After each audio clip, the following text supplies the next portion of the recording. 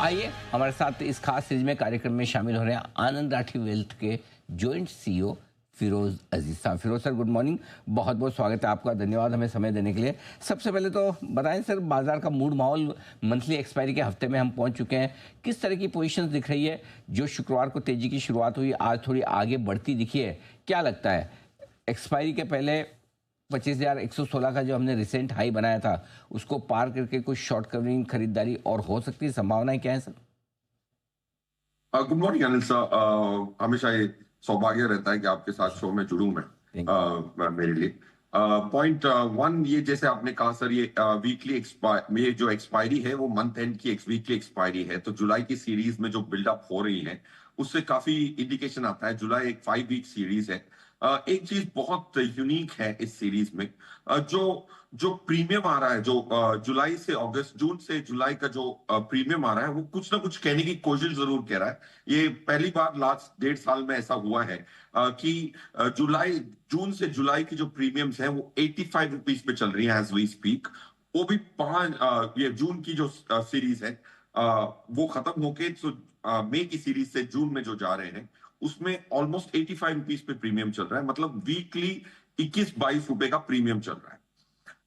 ये देखा गया है। इसका इसका अगर मैं तात्पर्य देखूं तो ये फॉरवर्ड रेट में जो रोल ओवर कॉस्ट है वो पर एनम अगर निफ्टी पे कैलकुलेट करूं तो 4.8 से 5% कोट कर रही है। मतलब आर्बिट्राज फंड जो 8-8.5% इंजॉय कर रहे थे वो आज 5% सिर्फ रोल हो रहा है। ऐसा 1.5 साल में कभी नहीं हुआ। इसका ये महीने जरूर है कि जून सीरीज में जो शॉर्टिंग आई है एफआईआई की, ये कुछ ना कुछ कहने की कोशिश कर रही है। बहुत ज्यादा शॉर्टिंग आई है, इसीलिए आप देख रहे हैं कि ये प्रीमियम जो है वो कंप्रेस हुआ है। जून से जुलाई का जो प्रीमियम है वो आज भी 5 वीक में 145 रुपए चल रहा है। अभी भी जुलाई में शॉर्टिंग नहीं आई है, जून में एक्सटेंसिव शॉर्टिंग आई है। तो इसका ये मतलब है कि अगर ये रैली कंटिन्यू करती है तो एफआईआई को शॉर्ट कवरिंग जून में करने की बहुत दरकार हो सकती है। If they start covering the shorts, June could become a huge short covering month because the short build-up is very high. That's one thing. So coming back, आपका मेरे हिसाब से मूड माहौल कैश मार्केट का पॉजिटिव है, derivative market का negative है। Specially FII की जो तीनों बड़े इंडेक्स में जो बिल्डअप आई है, short buildup, that's very astonishing is what I would say. तो यानी कि यहाँ से थोड़ा सा इमीडिएट अपसाइड बनना थोड़ा सा मुश्किल है। बार बार हम 25,000 के आसपास आकर रुक रहे हैं, अटक भी रहे हैं, ये आपके लिए तरफ व्यू है। लेकिन ब्रॉडर मार्केट में आपने कहा कि कैश मार्केट के स्टॉक्स में, मिड कैप स्मॉल कैप में अच्छी तेजी रहेगी। क्या वजह है कि अगर आपको लगता है कि लार्ज कैप थोड़े से ठंडे रह सकते हैं तो फिर उसके बावजूद mid cap small cap share चलेंगे? यस अनिल सर, देखिए मिड कैप स्मॉल कैप में स्पेशली वो शेयर चलते हैं मई अगस्त। ये जो सीरीज मई और अगस्त, फरवरी, नवंबर, ये बहुत इंपॉर्टेंट मंथ्स होते हैं स्मॉल कैप के लिए, क्योंकि एमएससीआई अपना जो इंडेक्स का वेट है ना वो रीजिक करता है। वैलेंटाइंस डे से चालू होता है 14 फरवरी, ऐसे मैं याद रखता हूँ। फिर उसके बाद 3-3 महीने 14 मई, 14 अगस्त, 14 नवंबर को अपनी MSCI small cap India index को रीजिक करता है। उसमें करीबन 460 स्टॉक है। थोड़े स्टॉक्स में वेटेज बढ़ता है, थोड़े स्टॉक्स में घटता है।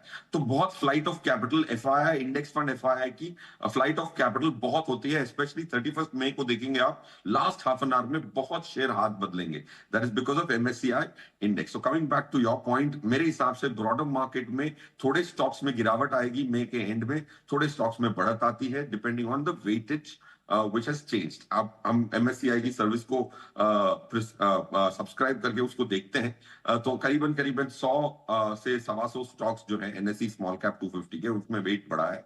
वो लास्ट हाफ एन आवर में वो बहुत हाथ बदलेगा मई 31 को। So point I am making is, small cap में बॉटम अप बहुत जरूरी होगा और एमएससीआई को इग्नोर करे बगैर small cap strategy short term बनानी मेरे हिसाब से मुनासिब नहीं होनी चाहिए, specially given the month is a May rejig month. Perfect. ये आपके लिए स्ट्रेटजी बिल्कुल बेहतर रहेगी मिड कैप स्मॉल कैप शेयरों में भी। अब आइए सर, नतीजों का सीजन ऑलमोस्ट खत्म होने वाला है, आखिरी चरण में चल रहा है। कैसे देख रहे हैं आप इस रिजल्ट सीजन को? उम्मीद के मुताबिक है, बढ़िया है या कमज़ोर रहा है? सर मेरे हिसाब से अब अगर मैं आंकड़े देखूं एनएससी निफ्टी के 48 कंपनीज के रिजल्ट्स आ चुके हैं। हम निफ्टी को बहुत क्लोजली ट्रैक करते हैं क्योंकि हम कहते हैं कि भाई एक पोर्टफोलियो की बुनियाद होती है निफ्टी। बाकी जो भी एक्शन मैं लूं निफ्टी को बीट करने की उम्मीद होती है, इसीलिए मैं वो लेता हूं। वरना अगर हम एडवाइजर्स या डिस्ट्रीब्यूटर ना होते तो क्लाइंट सीधे निफ्टी खरीद लेता, हमारी जरूरत नहीं होती। तो निफ्टी को बीट करना, so if I look at Nifty's earnings, 48 companies की अर्निंग्स आ चुकी है। Q4 की 10.9% की आ रही थी। आईटीसी के रिजल्ट देने से पहले फुल 4% की अर्निंग्स ग्रोथ आ रही थी for the quarter for 47 companies. ITC ने थोड़ा बचा लिया और Q4 को ऑफ कोर्स एक एक्स्ट्राऑर्डिनरी आइटम है of a sale of business, but फिर भी 10.9% की अर्निंग्स ग्रोथ आई है Q4 की निफ्टी 48 कंपनीज की। तो overall for the full year 9% आई है। 10-11 की उम्मीद थी। आई थिंक बजाज की एक कंपनी का रिजल्ट अभी भी बाकी है, so I think that will tell us where it will go. To answer your pointed question, मैं रिजल्ट से Q4 के थोड़ा सा नाखुश हूं बिकॉज पूरे तीनों मिड कैप और स्मॉल कैप में भी अर्निंग्स ठीक नहीं आई है। एक दो कंपनियों ने बचाया हुआ है, but I think a good base, a lower base is form for this financial year. तो निफ्टी की almost about 13, I think almost about 1300 तक, 1298 तक की अर्निंग्स इस फाइनेंशियल ईयर में मुनासिब है। अगर ये हो जाता है तो 27-28 हजार की निफ्टी इस फाइनेंशियल ईयर में टच करना मेरे हिसाब से is a very high probability event. Numbers अगर अगली तिमाही के बेहतर आने लगे तो ये बात सही है कि काफ़ी बढ़िया एक्शन दिखेगा। लेकिन पिछले कुछ दिनों से स्पेशली पिछले 6 ट्रेडिंग सेशन से, जो इस शुक्रवार नहीं पिछले शुक्रवार को शुरू हुआ था, लगातार एक दिन एफआईज खरीद बिकवाली, एक दिन खरीदारी, एक दिन बिकवाली, एक दिन खरीदारी। आज ऐसा लग रहा था शायद वो क्रम टूटे, लेकिन 25,070 जाकर आज फिर 24,950 पे आए, यानी कि फिर से प्रेशर तो दिख रहा है स्क्रीन पर। लगता है आज फिर से बिकवाली का दिन ना बन जाए।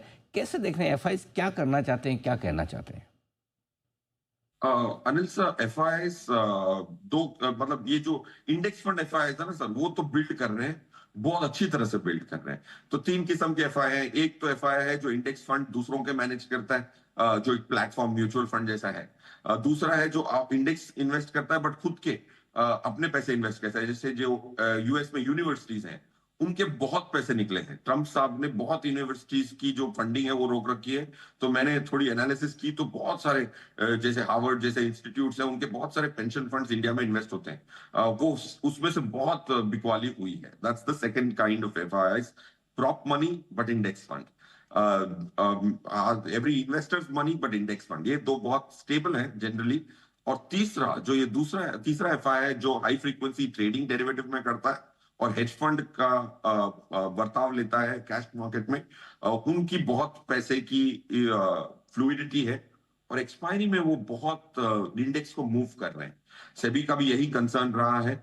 हर एक्सपायरी पे वो ऑप्शंस को बाय करते हैं और फिर इंडेक्स को मूव करते हैं ताकि लोगों के स्टॉप लॉस लगे। आई थिंक वो बंद होगा, and that's why you see such indecisive moves on alternative days between FIIs. वो क्या करते हैं, कैश मार्केट में परचेज करते हैं और ऑप्शन से पैसा बनाने की कोशिश करते हैं और कैश मार्केट में विलिंगली लूज करता है पैसा ताकि कैश मार्केट में नुकसान करूं और डेरिवेटिव में कमाऊं उससे 4 गुना ज्यादा। आई थिंक वो बंद होना भी चाहिए और I think SEBI is looking at it. Absolutely, बिल्कुल ठीक बात है और वो इस पर लगाम भी लगेगी।